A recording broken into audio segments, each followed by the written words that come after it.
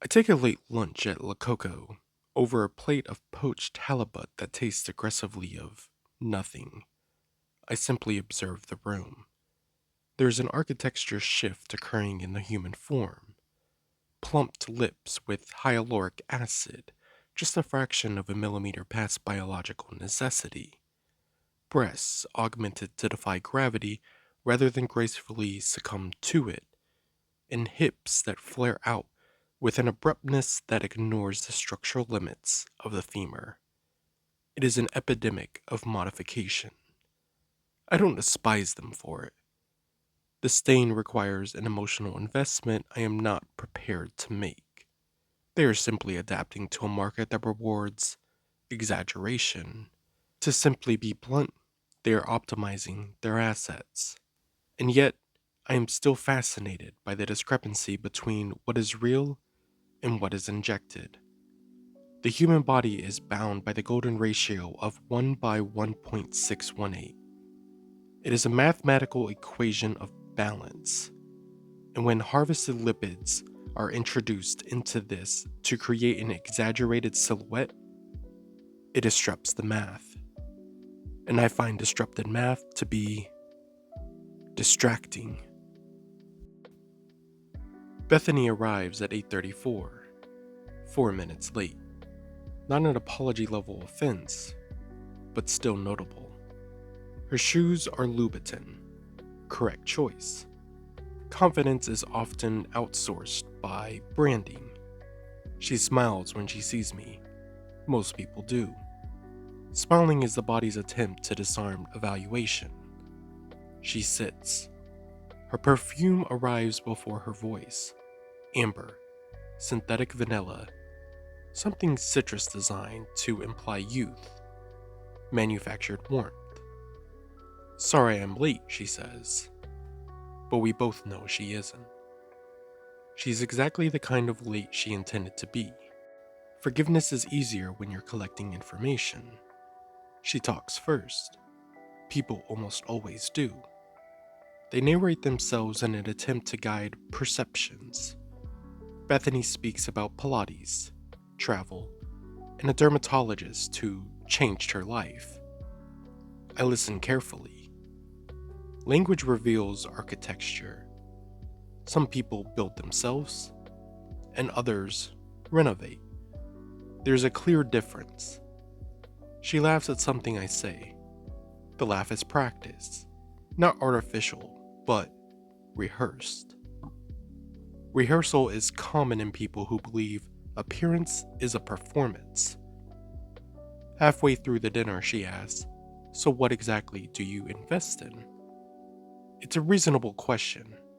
I consider the honest answer: evaluation, correction, adjustments.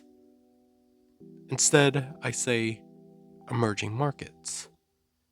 She nods. People love phrases they don't have to understand.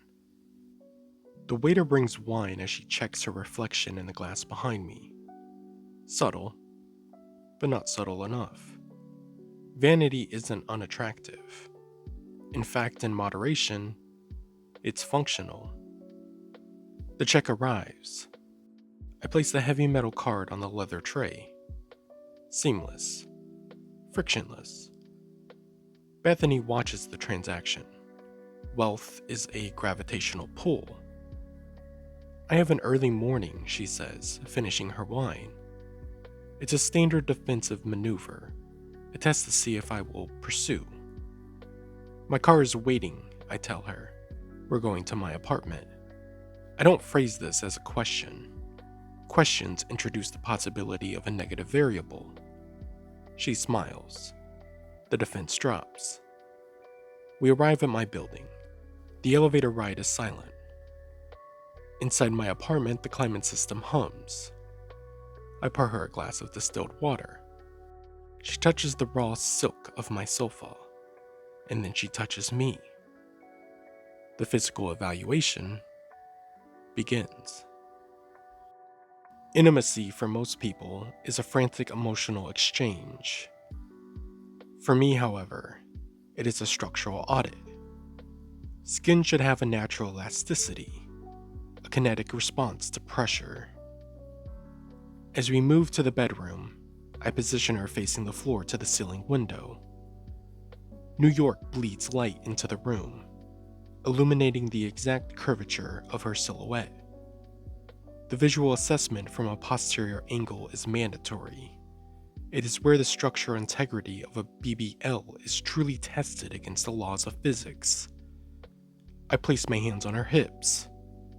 I expect the rigid fibrous resistance of trapped lipids. I essentially expect the mat to visibly fail. But it doesn't.